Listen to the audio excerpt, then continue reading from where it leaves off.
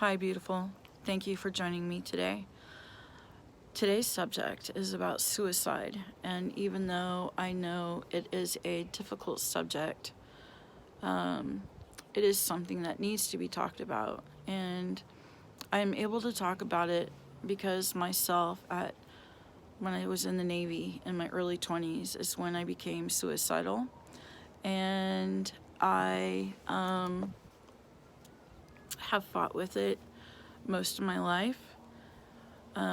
So when I share my story with people that I mentor and work with, they have asked me to write a book or share a story, tell my story, help others.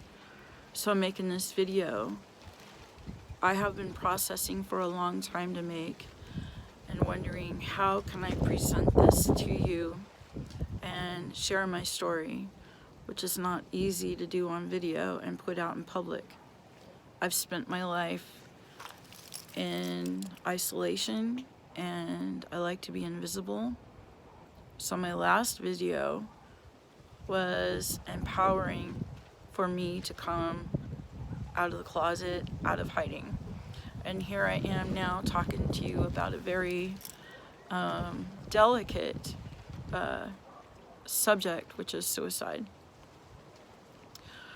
So I'm hoping in sharing this with you, I can help you or help somebody. And I will put resources in the subject spot for you. And I want to let you know I'm going on 60 years old, and it started when I was 20. And I didn't, I'm still here. There's a reason I'm still here, and I'm going to share that reason with you. So please bear with me while I try to share this story. It is cold out here. It feels like snow, and my animals will totally disrupt the video, and I don't want to go through that again. So I was 20 years old. I was 19 when I went into boot camp, and I was turned 20 in boot camp, and I got stationed in Iwakuni, Japan, on a Marine Corps air station. I started getting sexually harassed 3 weeks after I arrived, and after that duty station, and I was sexually harassed the whole time I was there. After my schooling, I went to Norfolk, and I was sexually harassed the whole time I was there. And then I married the very thing I tried to get away from. I was so suicidal because of my pain. I was trapped. What people don't realize when you join the military, the sacrifices you make are you give up your right to be a U.S. citizen and you become U.S. property.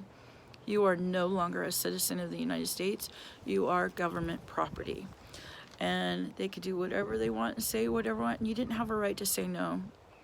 When you try to defend yourself, they would literally punish you for it. And that's what happened. Every time I tried to stand up for myself, I got punished. And it made it hard. I was trapped. I couldn't get out. I was even sexually assaulted, and it was in the early 1980s. And yes, time has changed for the military, but not so much, in all honesty. I went 18 years untreated for PTSD. After the military, I even did treatment therapy twice on my own for 4 years total, trying to find answers and trying to get help. But I couldn't find them. I couldn't get them. But when I was in the Navy, I would pray to God every day to take my life. And the one night I laid in bed and I was planning my death on how I would do it, how I would end my pain. I realized that the people I loved the most, which was my grandparents and my parents, I was going to transfer my pain onto them if I killed myself. killing myself was my answer. But it didn't set well to me that I would create the pain I felt and put it onto them with my death. Because then they would be wondering, and they would be figuring out and wanting answers of why. What happened to my baby? Why did my baby do this? What's wrong? What happened to my girl? Why couldn't she come to me? Why couldn't she get help? So I decided to love them more than my pain. And after the Navy, I had a daughter, and it was her and my grandparents and my parents that kept me alive, because I loved them more than my pain. I couldn't hurt them like that. And throughout my life, I dealt with it and lived with it, processed it, and I prayed for it. Because in my mind, I felt if God took me in my sleep, my family could deal with that much better. They could understand it much better and process it better. But if I'd killed myself, it would have been giving them the pain that I was dealing with, and I couldn't hurt them that way. That is my answer to why I'm still here.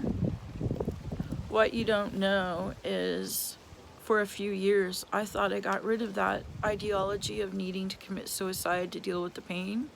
I did 22 years of therapy through the VA and on my own, and diagnosed PTSD, got my treatment. I'm doing better. Life is great. At 24, before I came home from the Navy, I remember being at a payphone, and after hanging up, I put my head on the phone and I said, if this is my life now at 24, what is my life going to be at 40? I couldn't comprehend a future. I had no comprehension of a positive future or outlook in my life. I couldn't see it. And I want to tell you, at 40, my life was great. And going on 60, my life is great. And the other thing I wanted to tell you is my mom and dad recently died. My dad died in going on 7 years. Excuse me. And that was hard, and I focused on helping my mom get through it. And then my mom died in my arms. And that night, I came home, and I went after I was able to go to fall asleep. And here I thought I had overcome the ideology of suicide for a coping skill. My brain said, they're not here anymore, you can do it. And it shocked me. It really shocked me. I'm like, what? My brain said, grandparents and your parents aren't here anymore, you can now do it. And it really scared me, because it's not what I wanted to do, even though I was in so much pain. Losing my parents, I held them both, and so it freaked me out. And the next morning, I couldn't reach my counselor or my doctor, and I left them messages, and by the time they got a hold of me, I had found a way to deal with it, and they liked my answer for dealing with it. So I'm going to share the answer that I came up with for how to deal with it, because life is worth living. There is a future, even though you can't see it. It's a beautiful future, even though you can't feel it or see it. And my answer is, when that thing comes up, I tell my brain, because the brain has no concept of time whatsoever. It has no concept of time. I tell it to, I have too many chores to do and too many responsibilities. And maybe in 5 to 7 years, but not right now. And then it shuts up and leaves me alone. going on 5 years with my mom's death, and it's popped up once, and I told it maybe in 5 to 7 years, but not right now, because we have too many responsibilities, and it goes away and leaves me alone, and I get to continue living a beautiful life that I have created for myself. So however old you are, there is a future. There is a life, and I understand your pain. I know how it feels. I know the hopelessness. Just like a never-ending story from the Swamp of Sorrows. That's what I called it for myself, was the Swamp of Sorrows. Whenever I got so depressed and I found myself in the pit of the Swamp of Sorrows, where I wanted to be Hortense the horse and just give up, I became Horatio and didn't give up and made it through the Swamp of Sorrows. Because I'm worth living and I'm worth loving. And even if you can't love yourself right now, love your animal more. Love your pet more. Love your friend more. Love your family more. Love the tree across the street more. Whatever you can find to love more than your pain, get the help you need. Call the 800 numbers.